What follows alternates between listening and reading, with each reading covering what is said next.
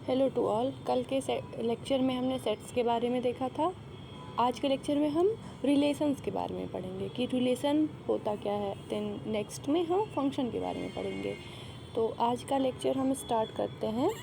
तो आज के लेक्चर में हम रिलेशन के बारे में देखेंगे। रिलेशन होता क्या है, टाइप्स ऑफ रिलेशन क्या होते हैं। ओके, तो रिलेशन की पहले हम डेफिनेशन देखने से पहले हम इस लेक्चर में पढ़ेंगे क्या क्या, हम वो देख लेते हैं। तो हम इस लेक्चर में ऑर्डर्ड पेयर, कार्टेशियन प्रोडक्ट के बारे में पढ़ेंगे, डोमेन कोडोमेन रेंज क्या होता है रिलेशन का पढ़ेंगे, और टाइप्स ऑफ रिलेशन क्या होते हैं इसके बारे में भी पढ़ेंगे। ठीक है, और भी आगे है ये फंक्शन, ये इसको नहीं पढ़ेंगे, इसको हम नेक्स्ट लेक्चर में देखेंगे। फ़िलहाल हम आज रिलेशन ही पढ़ेंगे। तो रिलेशन पढ़ने से पहले जो प्री रिक्विजिट है कि हमको पता क्या क्या होना चाहिए पहले से, तो वो है पहला ऑर्डर्ड पेयर क्या होता है, कार्टेशियन प्रोडक्ट क्या होते हैं। ठीक है, तो पहला हम देखते हैं कि व्हाट इज़ ऑर्डर्ड पेयर। ठीक है, तो ऑर्डर्ड पेयर से ही पता लग रहा है कि एक सिंगल एलिमेंट तो नहीं होगा, होंगे दो एलिमेंट, राइट। तो पेयर मीन्स दो element. An ordered pair is a pair of elements written in a specific order। और वो specific order क्या होगा, this a comma b। it can be anything, a b हमने लिखा है, आप कुछ और ले लो, 1 2 ले लो, मतलब हम इस ऑर्डर में लिखेंगे वो कुछ भी हो। ठीक है, लिखेंगे हम इस ऑर्डर में 1 2 के फॉर्म में। बाकी अब एलिमेंट्स क्या हैं, दैट डिपेंड्स ऑन यू, आप एलिमेंट्स क्या ले रहे हैं। बट जैसे हम ए बी फॉर्म का लिखेंगे तो, और यहाँ ए बी होगा क्या, ए बी जो होगा, ए जो होगा वो ए को हम बोलेंगे A is first coordinate and B को बोलेंगे बी इज सेकंड कोऑर्डिनेट। अब और हाँ, अब जैसे इस पेयर को हम ऑर्डर्ड पेयर कहेंगे। ठीक है, अब अगर मैंने आपसे कहा कि मेरे पास एक ऑर्डर्ड पेयर 1 2 है, एक ऑर्डर्ड पेयर 2 1 है, तो क्या ये दोनों ऑर्डर्ड पेयर सेम होंगे, ये क्वेश्चन है। ठीक है, क्या ये दोनों ऑर्डर्ड पेयर सेम होंगे, आप एक बार खुद से सोचिए, क्या ये सेम होंगे। So answer is no, same नहीं होंगे। जैसे मैंने कहा कि मैंने ले लिया 1 2, राइट, और एक ले लिया 2 1, तो मैंने कहा क्या ये दोनों सेम हैं, तो आंसर इज़ नो, ये दोनों सेम नहीं है। क्यों सेम नहीं है, दोनों को सेम होने के लिए first coordinate and second coordinate दोनों सेम होना पड़ेगा, इक्वल होना पड़ेगा। अगर फर्स्ट कोऑर्डिनेट और सेकंड कोऑर्डिनेट दोनों के, कोई दो ऑर्डर पेयर को हम इक्वल कहेंगे, सेम कहेंगे, अगर दोनों ऑर्डर पेयर में फर्स्ट कोऑर्डिनेट सेम है, सेकंड कोऑर्डिनेट सेम है, तो हम बोलेंगे कि वो ऑर्डर्ड पेयर इक्वल हैं, अदरवाइज़ इक्वल नहीं है। तो जैसे यहाँ पे एक लिखा है 2 5 is not equal to 5 2, isn't it? 2 is not equal to 5 and 5 is not equal to 2, so these are not equal। ठीक है, तो इसको हम बोलेंगे ऑर्डर्ड पेयर। आगे मूव करते हैं तो आता है कार्टेशियन प्रोडक्ट। ठीक है, और कार्टेशियन प्रोडक्ट किन का होगा, पहले ये देखने से पहले कि होता क्या है, हम ये जाने कि होगा किन का, सेट्स का होगा। सेट्स हमने कल पढ़ा था, कलेक्शन होगा जो वेल डिफाइंड होगा और डिस्टिंक्ट ऑब्जेक्ट्स का कलेक्शन होगा, उसे हम सेट्स बोलेंगे। ठीक है, तो कार्टेशियन प्रोडक्ट जो होगा ये सेट्स का होगा, 2 सेट्स का होगा। तो जैसे मान लेती हूँ मैं, अब मुझे कार्टेशियन प्रोडक्ट डिफाइन करने के लिए अगर सेट्स का होगा तो मुझे 2 सेट्स चाहिए। मान लेती हूँ मेरा एक सेट ए है और एक सेट बी है। ठीक है, और हाँ देखो, अगर यहाँ पे नॉन एम्प्टी लिखने का मतलब क्या है, क्यों है, हम ये समझते हैं। देखिए, जो अगर हम नॉन एम्प्टी नहीं बोलते हैं, कल हमने पढ़ा था एम्प्टी सेट्स क्या होते हैं, दो sets having no elements, right, जिसके पास कोई एलिमेंट ही नहीं है, हम उसको एम्प्टी सेट बोल रहे हैं। अब अगर हम कोई 2 सेट ले रहे हैं जो एम्प्टी हैं, तो उन दोनों में कोई एलिमेंट नहीं है, तो कार्टेशियन प्रोडक्ट में भी कोई एलिमेंट नहीं आएगा, तो ये बहुत ट्रिवियल हो जाएगा ना। तो ये हमें नहीं लेना है, हमें ट्रिवियल चीज़ों पे नहीं चलना। हम देखते हैं कि अगर उसमें एलिमेंट हुआ तो हम कैसे डिफ़ाइन करेंगे कार्टेशियन प्रोडक्ट। ठीक है, अब कार्टेशियन प्रोडक्ट को डिफाइन करने के लिए मैंने दो नॉन एम्प्टी सेट्स मान लिए हैं, ए और बी, ठीक है। So now Cartesian product is define, so Cartesian product basically define होने से पहले हम देखते हैं लिखेंगे कैसे। तो कार्टेशियन प्रोडक्ट को लिखेंगे ए क्रॉस बी।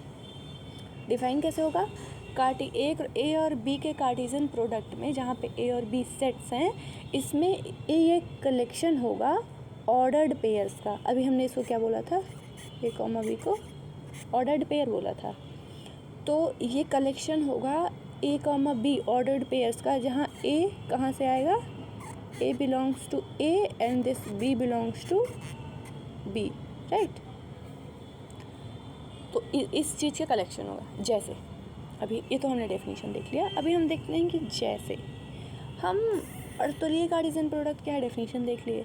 अब अगर हमें कह दिया जाता है कि एक सेट ले लो आप ए कॉमा बी और दूसरा सेट ले लो 1, 2। अब मैंने कहा कार्टेशियन प्रोडक्ट निकालो, मैंने इसको कह दिया ए और इस सेट को कह दिया बी। अब मैंने कहा कार्टेशियन प्रोडक्ट निकालो, मतलब ए क्रॉस बी निकालो, राइट। अब ए क्रॉस बी में क्या आएंगे, आपके आएंगे वो आएंगे ऑर्डर्ड पेयर, जहाँ पे ए कहाँ आएगा, ए से आएगा और बी कहाँ से आएगा, इससे आएगा। तो ठीक है, अब ऑर्डर्ड पेयर इन दोनों में कितने बनेंगे, कैसे बनेंगे, ये हम देखेंगे, ठीक है। अब ऑर्डर्ड पेयर, अब ए मेरा ए से आ रहा है, बी मेरा बी से आ रहा है, तो यहाँ पे एक्स वाई कर दो, ज़्यादा क्लियरिटी होगी, क्योंकि ए बी हमने ऑलरेडी सेट में ले रखा है, ठीक है। यहाँ पे आप कर दो x1 x एंड y, यहाँ पे कर दो x और y का कलेक्शन होगा, जहाँ पे x इससे आएगा और y इससे आएगा, ठीक है। अब हम लेते हैं, बनाते हैं हम ऑर्डर्ड पेयर्स, राइट। कितने ऑर्डर्ड पेयर बनेंगे, कैसे बनेंगे, तो हम बनाते हैं ऑर्डर्ड पेयर। हमको ए का x का y टाइप का लेना है, जहाँ पे x इस ए से आए और y इस बी से आए, ठीक है। तो अब हम बनाते हैं, पहले हम लेते हैं ए के साथ हम कितने पेयर बना सकते हैं, ये आप देखिए। ए के साथ हम इस 1 को पेयर कर सकते हैं, ए के साथ हम इस 2 को पेयर कर सकते हैं। तो मेरा कितने पेयर बनेगा, ए कॉमा 1 एंड ए कॉमा 2, और इस बी के साथ इस 1 को पेयर कर सकते हैं, बी के साथ 2 को पेयर कर सकते हैं, तो बनेगा B comma 1 and B comma 2, ठीक है। तो मेरे पास बेसिकली ये जो कलेक्शन आया सारे ऑर्डर्ड पेयर्स का, ये क्या हो गया, Cartesian product of this set A and this set B, ठीक है। ये मेरे पास हो गया कार्टेशियन प्रोडक्ट। अब देखिए एक एग्जांपल भी हमने यहाँ पे लिख रखा है फॉर योर कन्वीनियंस, हम इसको देखने की ये एग्जांपल क्या रहा है, कैसा है, ठीक है। इस एग्जांपल में हमने लिया है a is equals to 1 2 and b equal to ABC। अब हमें कलेक्शन बनाना है ऑर्डर पेयर्स का, a और b के ऑर्डर पेयर्स का। तो हम इसमें कर क्या सकते हैं, देखिए इस a को हम a के साथ, 1 को हम a के साथ पेयर कर सकते हैं, 1 को हम b के साथ पेयर कर सकते हैं, 1 को हम c के साथ पेयर कर सकते हैं, 2 को हम a के साथ, 2 को b के साथ एंड देन 2 को c के साथ। कुल मिला के हमारे पास 3 यहाँ और 3 यहाँ, 3 3 6, तो मेरे पास टोटल 6 ऑर्डर्ड पेयर बनेंगे। तो ए क्रॉस बी जो आएगा, Cartesian product of A and B जो आएगा, वो कलेक्शन होगा इन्हीं 6 ऑर्डर्ड पेयर्स का, ठीक है। तो ये जो कि यहाँ लिखा गया है आप देख भी सकते हैं, यहाँ पे लिखा गया है ये, ठीक है, कि ए क्रॉस बी क्या होगा, तो ए क्रॉस बी ये होगा। अब जैसे मान लीजिए मैं यहाँ, तो आप निकाल ले रहे हैं, ठीक है। अभी मैंने कहा कि जो ए सेट मेरा है, ए सेट मेरा जो है उसकी कार्डिनलिटी 10 टू द पावर 6 है, राइट। अब जो मेरा सेट बी है इसकी कार्डिनलिटी 10 टू द पावर 3 है, ठीक है।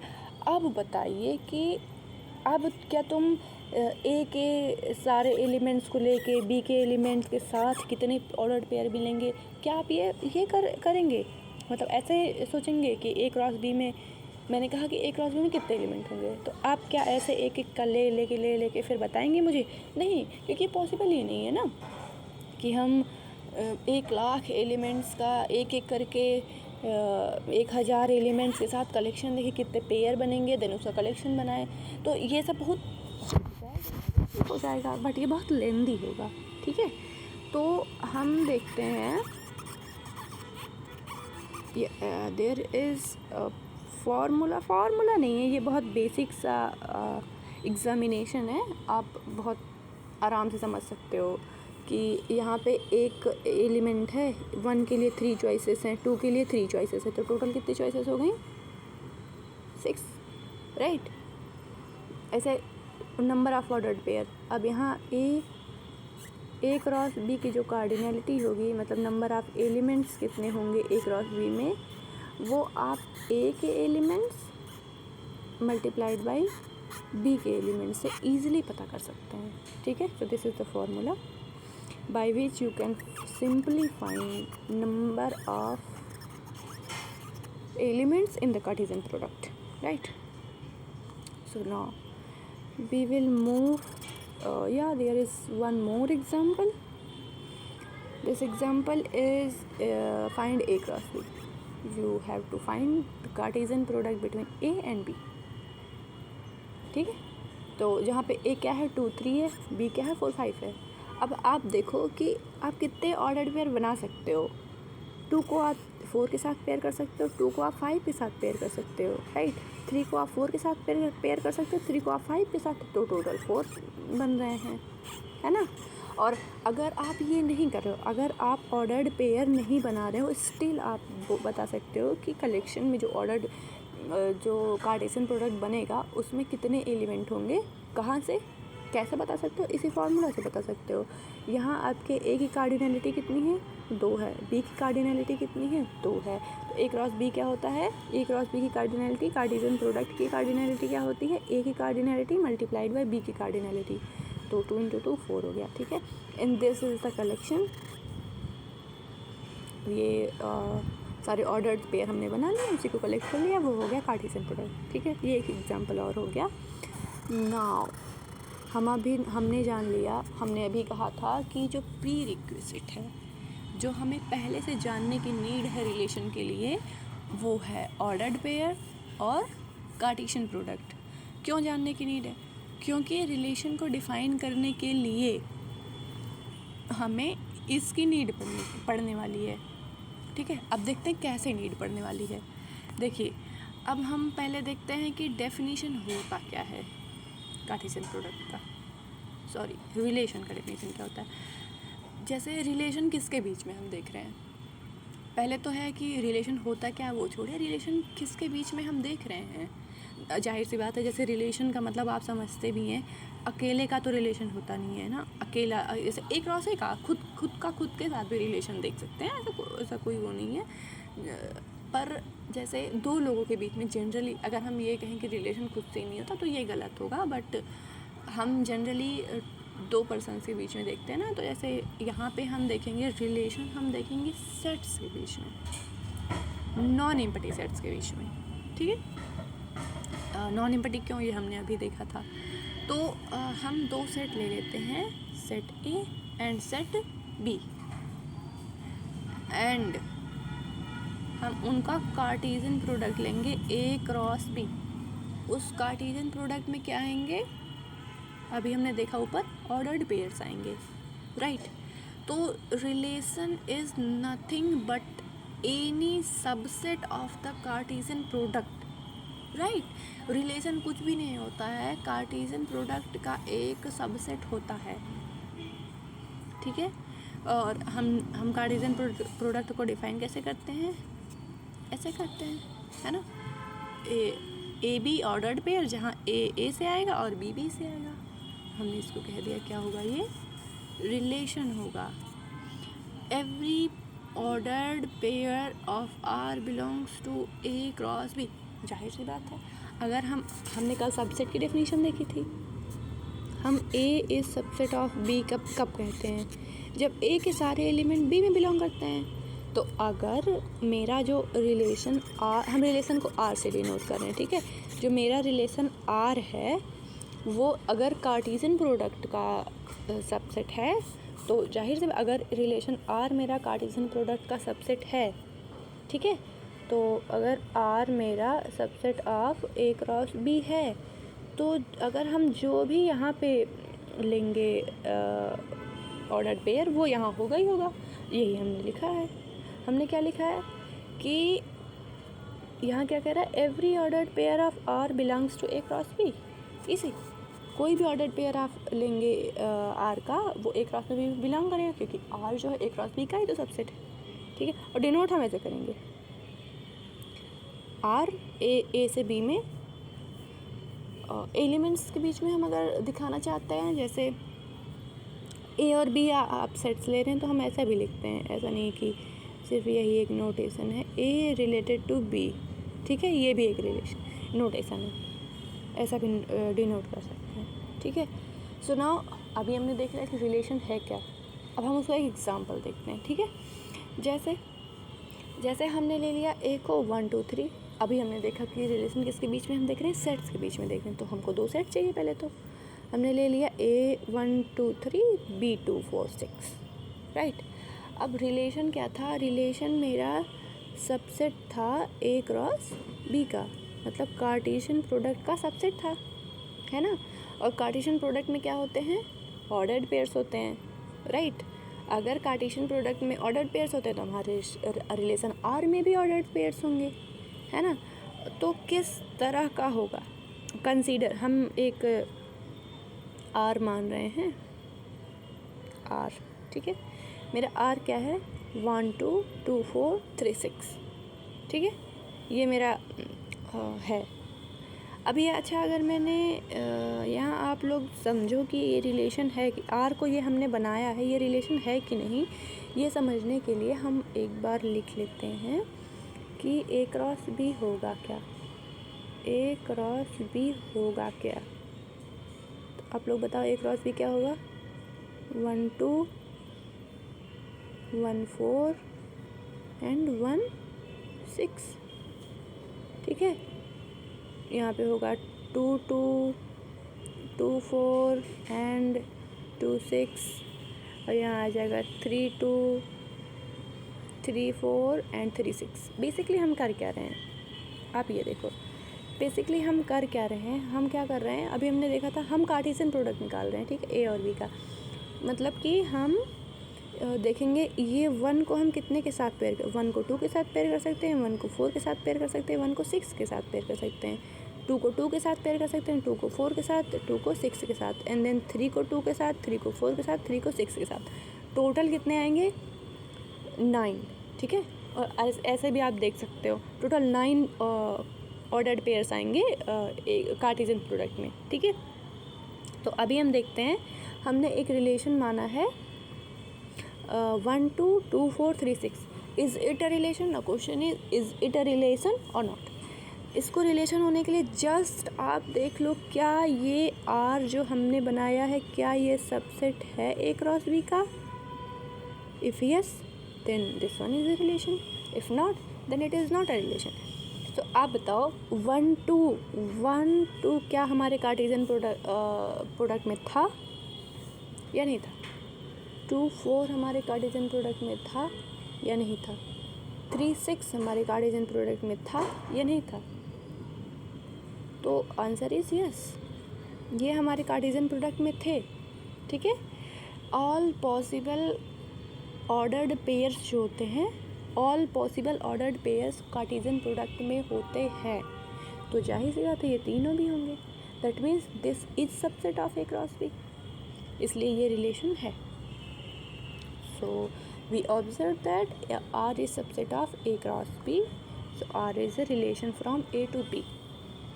ठीक है, यस हमने अभी एक स्टेटमेंट बोला, every ordered pair belongs to Cartesian product. Is it true और नॉट, आप खुद से सोचो, every ordered pair belongs to Cartesian product. Cartesian product हम जब लेते हैं, कोई सेट A है कोई सेट B है, ऑल पॉसिबल ऑर्डर्ड पेयर्स को हम कार्टेशियन प्रोडक्ट में रखते हैं या नहीं। इस 1 का सभी के साथ आप करते हो नहीं, इस 2 का सभी के साथ आप पेयरिंग करते हो नहीं, इस 3 का सभी के साथ पेयरिंग करते हो या नहीं, करते हो ना।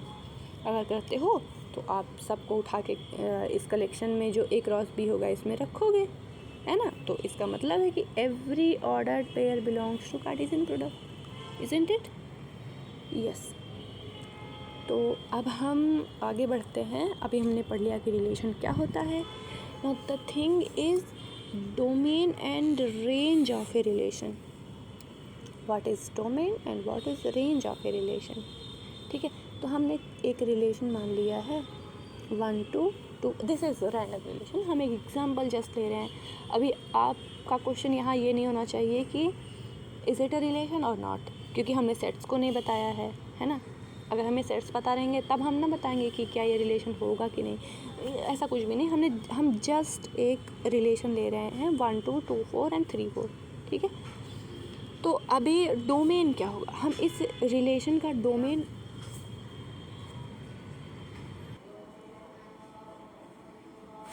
सॉरी देयर इज सो मुझे ये रोकना पड़ा थोड़ी देर के लिए। तो आगे शुरू करते हैं इस रिलेशन का। नाउ द थिंग इज़ कि इस रिलेशन का डोमेन क्या होगा, रेंज क्या होगा, ठीक है।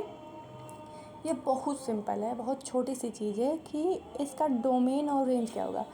ये जो फर्स्ट कोऑर्डिनेट होंगे, ईच ऑर्डर्ड पेयर का जो फर्स्ट कोऑर्डिनेट होगा वो डोमेन होगा, और जो सेकंड कोऑर्डिनेट होगा वो रेंज होगा। अब द थिंग इज़ कि हमने इसको ऐसा क्यों नहीं लिखा, इसमें तो आ रहे हैं 2 4 और 4, सेकंड कोऑर्डिनेट में तो इतने नंबर है, हमने 2 4 ही क्यों लिखा? तो ये समझते हैं डोमेन और रेंज ये दोनों सेट्स होते हैं। और कल ही हमने सेट्स पढ़ा था। सेट्स में क्या हमने पढ़ा था कि रिपीटिशन नहीं हो सकता ना, रिपीटिशन इज़ नॉट अलाउड। हमें डिस्टिंक्ट ऑब्जेक्ट्स रखने हैं, है ना। इसलिए रेंज जो मेरा होगा वो 2 4 ही होगा, ठीक है। रेंज सेट होगा इसलिए इसमें 2 4 ही होंगे, 4 4 2 बार नहीं आएगा। तो आगे बढ़ते हैं। अगला है टाइप्स ऑफ रिलेशन। रिलेशन के यहाँ कुछ टाइप्स लिखे हुए हैं। जैसे हमने कल टाइप्स ऑफ सेट पढ़े थे, वैसे यहाँ टाइप्स ऑफ रिलेशन पढ़ते हैं। Empty relation, universal relation, identity, inverse, reflexive, symmetric, transitive and equivalence. This one is very important. ये अक्सर एग्ज़ाम्स में पूछा जाता है। आपके PYQs आप देखेंगे तो वहाँ पे पूछा गया होता है, कोई रिलेशन दिया गया होता है कि इक्विवेलेंस रिलेशन है या नहीं। जैसे अगर हम इंटीजर्स पर ले लें कि कोई दो A, B belongs to Z, ठीक है, A, B belongs to Z, A equal to B, आ गया question, is it an equivalence relation और नॉट। हम जब इक्विवेलेंस रिलेशन आगे पढ़ने वाले हैं तो आपको मिल जाएगा कि क्या ये इक्विवेलेंस रिलेशन होगा, अगर होगा तो कैसे होगा, और अगर नहीं होगा तो क्यों नहीं होगा, ठीक है। अभी हम देखते हैं कि पहला हमारा था एम्प्टी रिलेशन क्या होता है। एम्प्टी रिलेशन किसी सेट पर ऐसा रिलेशन होता है जिसमें कोई ऑर्डर्ड पेयर्स ही नहीं होते हैं। कल हमने देखा था एम्प्टी सेट क्या होता है कि जिसमें कोई एलिमेंट ही ना हो, राइट। इसको हम क्या बोलेंगे, एम्प्टी सेट बोलेंगे या नल सेट बोलेंगे, है ना। तो अभी हम बोल रहे हैं कि एम्प्टी रिलेशन क्या होगा, ऐसा रिलेशन जिसमें, क्योंकि रिलेशन में हमारे ऑर्डर्ड पेयर्स आ रहे हैं, तो एम्प्टी रिलेशन ऐसा रिलेशन होगा जिसमें कोई ऑर्डर्ड पेयर ही ना हो, तो उसे हम क्या बोलेंगे, एम्प्टी रिलेशन बोलेंगे। ऐसा डिनोट करेंगे या फिर हम ऐसा भी डिनोट कर सकते हैं, ठीक है, क्योंकि कोई दिक्कत नहीं, लेकिन जनरली हम R इक्वल टू 5 ही लिखेंगे एम्प्टी रिलेशन, ठीक है। जैसे कोई भी सेट आप ले लो यार, कोई भी सेट ले लो, A ले लो, कुछ भी, एम्प्टी, नॉन एम्प्टी, आप R इक्वल टू 5 ले लो, ये हमेशा एम्प्टी रिलेशन होगा। कि कोई ऑर्डर्ड पेयर ही ना लो तो वो एम्प्टी रिलेशन हो जाएगा। Next is universal relation. Universal, कोई सेट A है, यूनिवर्सल रिलेशन क्या होगा, universal relation on a set A is a relation every element related to every element in the set. कोई भी सेट हम ले रहे हैं, कोई भी सेट, आप एक सेट ले लो A, मान लो A और B, ठीक है। अब आप पॉसिबल ऑर्डर्ड पेयर्स बनाओ, ठीक, AB, ठीक है, और BA, क्योंकि हम ए क्रॉस ए में ही बना रहे हैं, तो सारे पॉसिबल ऑर्डर्ड पेयर्स। ठीक, आप जितने भी ऑर्डर्ड पेयर हैं आप वो बनाओ। और जैसे अगर ए बी सी है, ए बी से रिलेटेड होना चाहिए, बी सी से रिलेटेड होना चाहिए, सी ए से होना चाहिए। जैसे कि यहाँ पे एक दिया हुआ है ए इक्वल टू 1 2। अब एक ऐसा रिलेशन हम बना रहे हैं कि every element related to every element, खुद का भी रिलेशन होना चाहिए। जैसे 1 1 से रिलेटेड हो, 2 2 से रिलेटेड हो, 1 2 से रिलेटेड हो एंड 2 1 से रिलेटेड हो। तो ऐसे रिलेशन को क्या हम बोलेंगे? Universal relation. जैसे एक और एग्जांपल देखते हैं, जैसे हमने अभी लिया था क्या, A comma B, A comma B is it a universal relation. ऐसे अगर हम कोई आर बनाना चाहें, इस सेट पर हम एक यूनिवर्सल रिलेशन बनाना चाहते हैं, वो यूनिवर्सल रिलेशन कैसा होगा? अब इसको मैंने जैसे कह दिया, एक एग्जांपल दे दिया कि इस सेट ए बी पर यूनिवर्सल रिलेशन बनाओ। ठीक है, तो कैसे हो, क्या रिलेशन आप ऐसे बनाओगे कि वो यूनिवर्सल हो जाएगा? तो वो हम देखते हैं। ठीक है, पहले तो सभी एलिमेंट सभी से रिलेटेड होने चाहिए। तो आप पहले बना लो ए से रिलेटेड होगा एंड बी से रिलेटेड होगा। अब 2 हैं तो ए बी से रिलेटेड होगा और बी ए से रिलेटेड होगा। तो कुल मिलाकर आ जाएगा ए बी और बी ए। ठीक है, तो ये रिलेशन क्या, अब आप हमको ये रिलेशन लिख के दे दो। मैंने आपको एक सेट दिया कि ए बी सी से एक रिलेशन बनाओ जो कि यूनिवर्सल रिलेशन हो। आपने दे दो, ए को कर दो, बी को कर दो, सी को कर दो, ए बी को कर दो, ए सी से कर दो, सी बी सी को कर दो, सी ए को कर दो, सी बी को कर दो। तो आप जितने पॉसिबल हो सकते हैं सबको सबसे रिलेट कर दो, तो उस और एक कलेक्शन बना दो। तो वो क्या हो जाएगा? Universal relation. राइट, ना आगे बढ़ते हैं। Next relation is identity relation. Identity relation is nothing but every element has to related to itself. सारे एलिमेंट का रिलेशन खुद के साथ होना चाहिए। ठीक है, जैसे जैसे जैसे जैसे मैंने आपको एक सेट दिया ए बी एंड सी। मैंने कहा आप एक रिलेशन आर बनाओ जो कि आइडेंटिटी रिलेशन हो। सिंपली आप कर दो, सबको सबसे रिलेट कर दो, ए बी सी। अच्छा, आप क्या ये बता सकते हैं कि अगर कोई सेट है जिसमें n एलिमेंट हैं तो जो आइडेंटिटी रिलेशन होगा उसमें कितने एलिमेंट होंगे? सोचिए, क्या आप ये बता सकते हैं? Answer is yes. अगर किसी सेट में n एलिमेंट हैं तो उन n एलिमेंट को, जैसे कोई सेट है 1 2 up to so on n, ठीक है, तो 1 1 को से रिलेट करोगे, आप 1 1 से करोगे, 2 2 से करोगे, अप टू सो ऑन आप n से करोगे। तो इस रिलेशन में कितने एलिमेंट आएंगे? n एलिमेंट आएंगे। तो अगर सेट में n एलिमेंट है तो रिलेशन में कितने एलिमेंट होंगे? आइडेंटिटी रिलेशन में कितने एलिमेंट होंगे? n एलिमेंट होंगे। क्या क्या होंगे? खुद के साथ जो ऑर्डर्ड पेयर होगा वो सारे आइडेंटिटी रिलेशन में आएंगे। ठीक है, इसमें हमने 1 2 3 ले लिया था, 1 1 कर दिया, 2 2 कर दिया, 3 3 कर दिया। तो ये क्या हो गया? Identity relation. Now next is inverse relation. ठीक है, इनवर्स रिलेशन भी बहुत सिंपल है। कैसे बहुत सिंपल है? अब मैंने कहा कि एक रिलेशन है मेरा ए बी। अब इनवर्स निकालने के लिए पहले तो आपके पास कुछ होना चाहिए। जैसे हम फंक्शन पे मैं आ गई, पर ठीक है, अगर आप फंक्शन का इनवर्स निकालना चाहते हो तो भी फंक्शन आपको पहले पता होना चाहिए ना, तभी तो उसका इन्वर्स निकालोगे। इसी तरह से अगर आप इन्वर्स रिलेशन निकालना चाहते हो तो आपको रिलेशन पहले ही पता होना पड़ेगा। जैसे मैंने रिलेशन में जस्ट एक एलिमेंट मान लिया ए बी। अब इसका इन्वर्स रिलेशन क्या होगा? ए बी के साथ रिलेटेड था, जस्ट आप इसका उल्टा कर दो, बी को ए के साथ रिलेट कर दो, ये इसका इन्वर्स रिलेशन हो जाएगा। ईजी है। जैसे अब मैंने कहा ए बी मैं नहीं ले रही हूँ, इतना सिंपल तो मैं नहीं लूँगी, ठीक है, मैं और कठिन लूँगी। कैसे? जैसे आप ले लो, इजी ले लो ना, ए बी ले लो, सी डी ले लो, ई एफ जी एच सब लेते जाओ यार। उसके बाद मैं कह दूँ कि अब इसका इन्वर्स रिलेशन निकालो। इसका इन्वर्स रिलेशन कुछ भी नहीं होगा जस्ट आप इसको उलट देना, ए बी को बी ए कर दो और सी डी को डी सी कर दो। ये क्या हो जाएगा, इसका इनवर्स रिलेशन हो जाएगा। ठीक है, इतना ईजी है ये।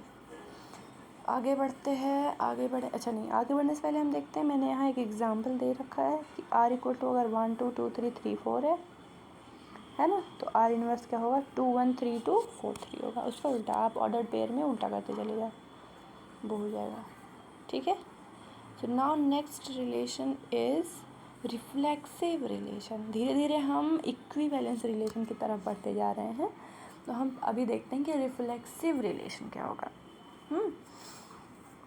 तो रिफ्लेक्सिव रिलेशन क्या होता है, किसी रिलेशन R को हम रिफ्लेक्सिव रिलेशन कहेंगे अगर every element is related to itself. सारे एलिमेंट खुद के साथ रिलेटेड होने चाहिए। ठीक है, अदरवाइज़ हम नहीं कहेंगे कि वो रिलेशन जैसे जैसे जैसे मान लो मैंने ले लिया यहाँ पे A 1 2 3, A को 1 2 3 ले लिया। अब मैंने कहा इस पे एक R बनाओ जो कि रिफ्लेक्सिव हो। ठीक है, तो आपने डेफिनेशन पढ़ लिया। रिफ्लेक्सिव कहेंगे जब खुद का खुद के साथ रिलेशन होगा। इसका मतलब 1 2 3 इसमें एलिमेंट है, तो 1 का 1 के साथ होना चाहिए, 2 का 2 के साथ होना चाहिए, 3 का 3 के साथ होना चाहिए।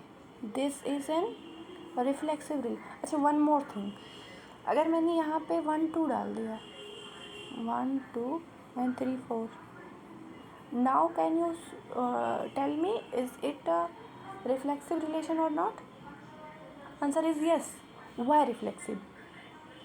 क्योंकि हमें जस्ट ये बताया गया है डेफिनेशन में कि सारे एलिमेंट खुद के साथ रिलेटेड होने चाहिए। हमें ये ऐसा कुछ भी नहीं बताया गया है कि हम किसी और के साथ रिलेशन नहीं ले सकते हैं।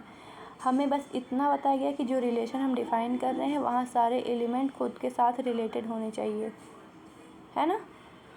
देखो जैसे यहाँ पे है, ठीक, तो जैसे ए का A R for all A comma A belongs to R. जैसे हमने यहाँ ए बी लिया था, तो मैंने रिलेशन ये बनाया था, है ना, जिसमें ए 1 1 है, 2 2 है, 3 3, 1 2 भी है, वो मैटर नहीं करता, 1 2 भी हो सकता है। ठीक है, तो अभी हम आगे मूव करते हैं। Again next one is symmetric relation. ये भी बहुत इजी है। सिमेट्रिक रिलेशन क्या कहता है, अगर मेरे रिलेशन में ए कॉमा बी है तो मेरे रिलेशन में बी कॉमा ए आना ही आना चाहिए। तो ऐसे रिलेशन को मैं बोलूँगी सिमेट्रिक रिलेशन। ठीक है, जैसे अब जैसे देखते हैं, यहाँ पे मैंने क्या लिखा है, ए बी अगर आर में है तो बी ए भी आर में होगा। ऐसे रिलेशन को क्या हम बोलेंगे, सिमेट्रिक रिलेशन। फॉर एग्जांपल हमने एक रिलेशन लिया है 1 2 2 1 and 3 3।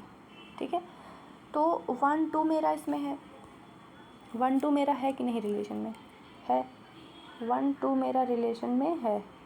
क्या 2 1 है, आंसर इज यस, 2 1 भी है, तो मेरा रिलेशन क्या हो जाएगा, सिमेट्रिक हो जाएगा। 3 3 है तो 3 3 3 3 का 3 3 ही होगा, सिमेट्रिक वाला उल्टा वाला भी 3 3 ही होगा ना, इन्वर्स भी तो 3 3 का 3 3 ही होगा। और एक सेट में हम कोई भी दो एलिमेंट दो बार नहीं लिख सकते हैं, repetition is not allowed. If repetition is not allowed then 3 3 का दोबारा लिखने का कोई मतलब नहीं है। ठीक है, तो इसलिए ये रिलेशन क्या हो जाएगा, सिमेट्रिक हो जाएगा। आगे बढ़ते हैं, next one is transitive relation. तो ट्रांजिटिव रिलेशन क्या होता है ये हम देखते हैं। उसके पहले एक सेकेंड मैं पानी पी लूँ।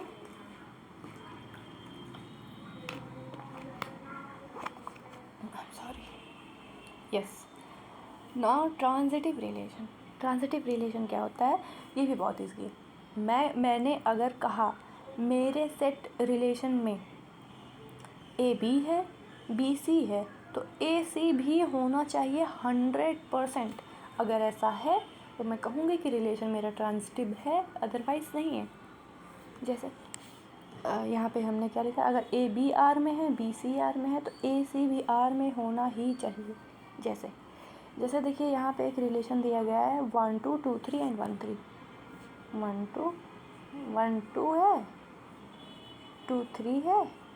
अगर ए बी है, बी सी है, तो ए सी भी होना चाहिए, है ना। कुल मिला के मेरे सेट में रिलेशन में अगर 1 3 सॉरी मैं सेट बोल दे रही हूँ, रिलेशन में मेरे सेट में अगर 1 3 है तब भी मेरा रिलेशन ट्रांजिटिव होगा, अदरवाइज़ नहीं होगा। ठीक है, जैसे हम कोई और सेट लेते हैं, कोई और रिलेशन लेते हैं, जैसे मैंने ले लिया AB BC AA and AC. So my question is it a transitive relation? चलिए देखते हैं ये ट्रांजिटिव होगा या नहीं होगा। एक बार आप लोग भी वीडियो को रोक के देखा करिए, सोचा करिए, क्योंकि अगर आप सोचेंगे ना तो चीज़ें समझ में आएंगी, तो चीज़ें आपके लिए इंटरेस्टिंग होंगी, अदरवाइज़ ये सब बोरिंग है। ठीक है, आपको बोरिंग लगेगा, तो बोरिंग ना लगे इसके लिए थोड़ा सोचा करिए आप लोग भी। जैसे मैंने कहा AB रिलेशन में है, BC भी रिलेशन है, तो डेफिनेटली A और C भी रिलेशन में होना ही होना चाहिए, अदरवाइज़ ये ट्रांजिटिव नहीं होगा। AC रिलेशन में है, लेकिन हमारे पास एक ऑर्डर्ड पेयर और भी है ना, एक ऑर्डर्ड पेयर और भी है हमारे पास। ठीक है, अब देखिए A और मेरा जैसे ये था AB था डेफिनेशन में, BC था, तब मैं कह रही थी कि AC होगा। ये वाला जो फर्स्ट का सेकंड कोऑर्डिनेट और सेकंड का फर्स्ट कोऑर्डिनेट इक्वल है, तभी हम AC ला रहे हैं ना। तो जैसे आप इसको नहीं कंपेयर कर सकते हो, इसको नहीं कंपेयर कर सकते हो। Why? Because B is not equal to A and C is not equal to A। Listen once again, मैं क्या कह रही हूँ वो हम दोबारा से सुनते हैं। ठीक है, जैसे मैं ये कह रही हूँ कि आप ये वाला ऑर्डर्ड पेयर और ये वाला ऑर्डर्ड पेयर कंपेयर नहीं कर सकते हैं। वाई?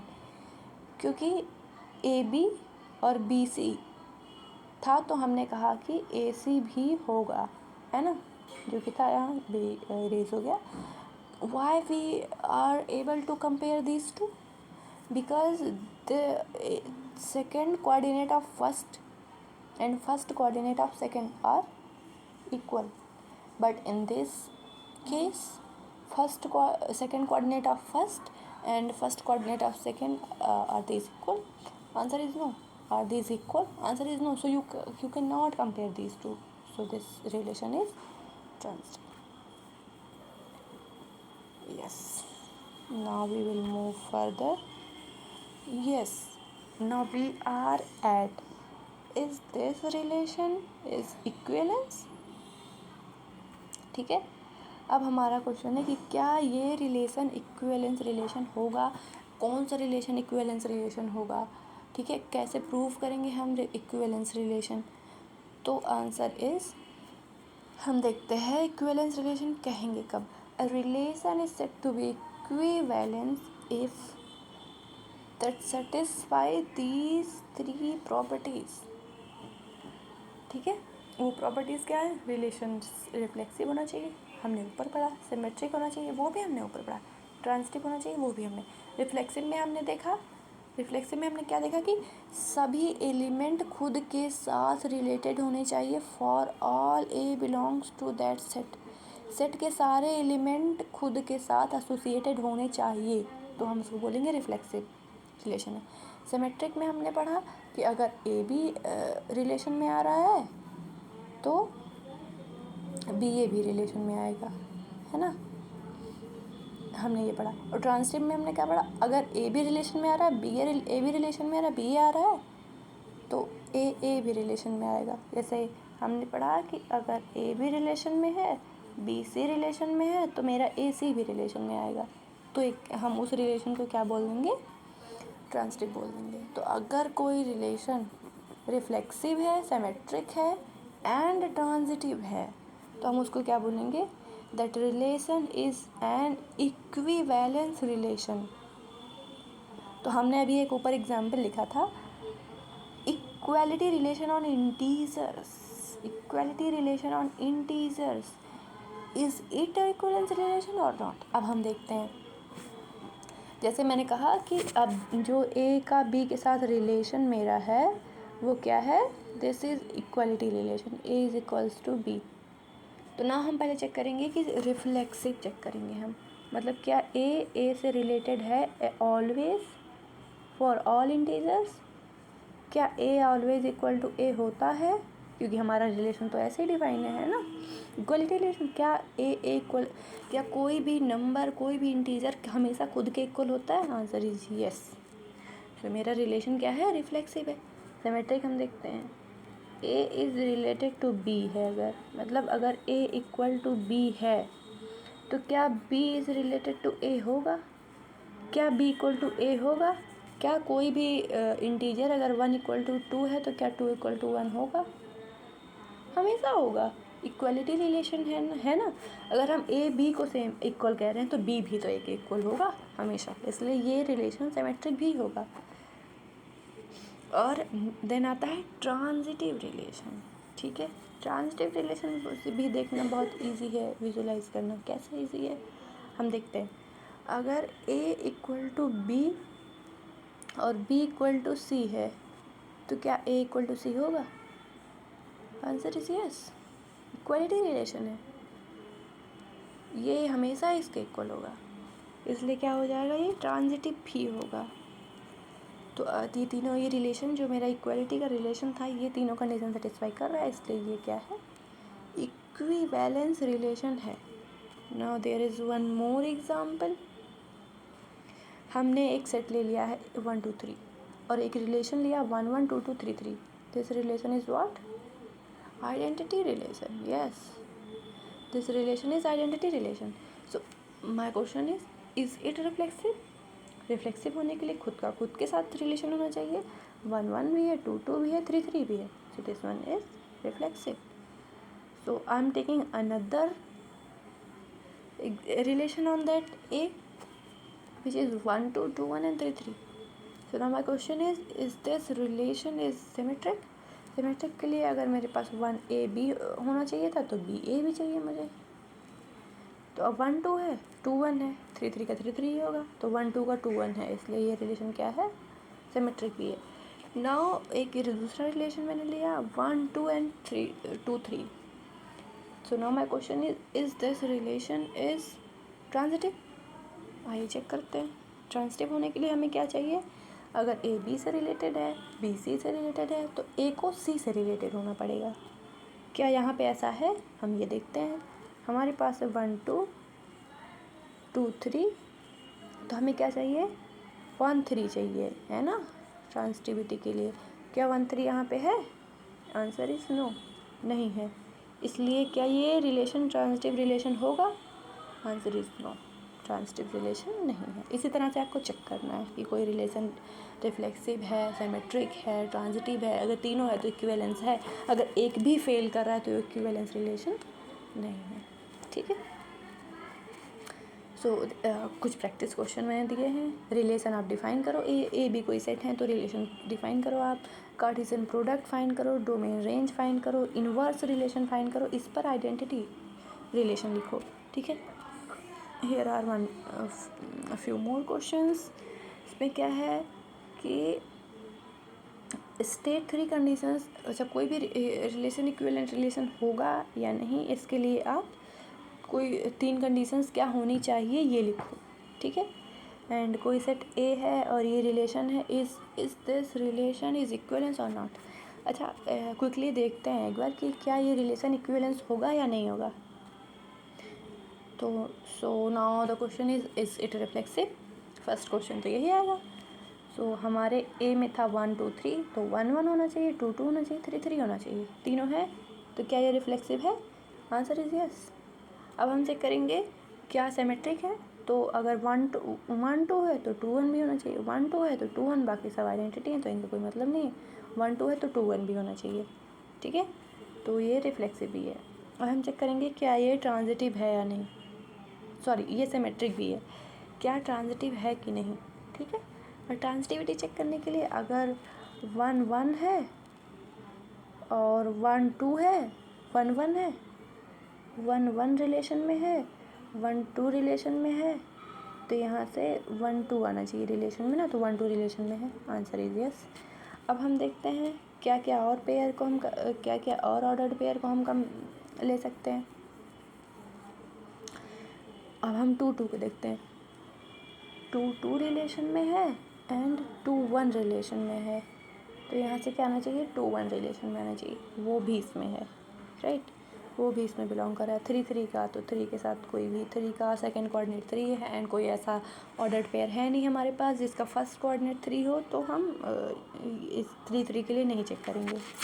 हम उन्हीं ऑर्डर्ड पेयर, क्या आप लोगों ने ये नोटिस किया, हम उन्हीं ऑर्डर्ड पेयर के लिए चेक कर रहे हैं जिसमें उन्हीं ए बी और बी टाइप के ऑर्डर, बी सी टाइप के ऑर्डर्ड पेयर्स में चेक कर रहे हैं जिसका फर्स्ट ऑर्डर्ड पेयर का सेकंड कोऑर्डिनेट और सेकंड का फर्स्ट कोऑर्डिनेट इक्वल है। हम बस उन्हीं को लेके चेक कर रहे हैं, अदर को चेक करने की नीड नहीं है, क्योंकि रिफ्लेक्सिविटी इसी टाइप के ऑर्डर्ड पेयर्स के लिए ट्रांजिटिविटी इसी टाइप के ऑर्डर्ड पेयर के लिए होती है, ठीक है। इसीलिए हमने 1-1 को 1-2 के साथ चेक किया एंड 2-2 को 2-1 के साथ चेक किया, और 3-3 को नहीं चेक किया क्योंकि कोई ऐसा ऑर्डर पेयर है नहीं जिसका फर्स्ट कोऑर्डिनेट 3 से स्टार्ट हो, ठीक है। So this one is an equivalence relation.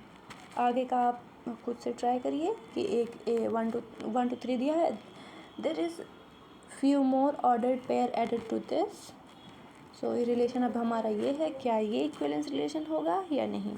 और सबसे बढ़िया आप खुद से बनाने का ट्राई कीजिए कि एक ऐसा रिलेशन बना लो जो रिफ्लेक्सिव हो बट सिमेट्रिक ना हो, और एक ऐसा बनाइए जो सिमेट्रिक हो बट ट्रांजिटिव ना हो। And yes, my next question is every equivalence relation necessary reflexive, symmetric and transitive. आप लोग खुद से सोचिए, क्या ये हमेशा ट्रू होगा, अगर होगा तो कैसे होगा, नहीं होगा तो क्यों नहीं होगा, ठीक है। ये कुछ प्रैक्टिस क्वेश्चन है, आप इसको लगाइएगा। So thank you so much. Next lecture में हम फंक्शंस के बारे में देखेंगे, और आप लोग साथ में वीडियो को पॉज करके खुद से सोचा करिए कि क्या ऐसा हो सकता है, और ऐसा बिल्कुल भी नहीं कि जितनी चीज़ें मैं बताऊँ आप उतनी चीज़ें सीखो, ठीक है। ये सब जस्ट आप, जैसे मैंने बताया, मैंने एक एग्जांपल बताया कि कोई इक्विवेलेंस रिलेशन बताया को आप, अब जैसे सेट्स को हम जैसे मैंने बताया एक relation A equal to B वाला, इंटीजर्स पर ए इक्वल टू बी वाला रिलेशन, ठीक है, ऑन इंटीजर्स। तो आपने चेक किया कि इज इट इक्विवेलेंस रिलेशन और नॉट, ठीक है। तो मैंने एक बताया क्योंकि मेरे पास टाइम बाउंडेशन है ना, मैं बहुत ज़्यादा नहीं बता सकती। आप और लीजिए कि मैंने नेचुरल नंबर पे ए इज़ लेस देन और इक्वल टू बी का ले लिया, ठीक है। तो क्या ये इक्विवेलेंस रिलेशन होगा? ऐसे ही आप बहुत सारे टाइप का सोच सकते हो, क्या ये होगा। आप एग्जाम्पल्स लीजिए, प्रैक्टिस कीजिए, जिससे आपके कॉन्सेप्ट्स और ज़्यादा क्लियर होंगे। तो थैंक यू सो मच, मेरी तरफ से आज इतना ही। नेक्स्ट लेक्चर में हम लोग फंक्शंस के साथ मिलेंगे। Thank you very much.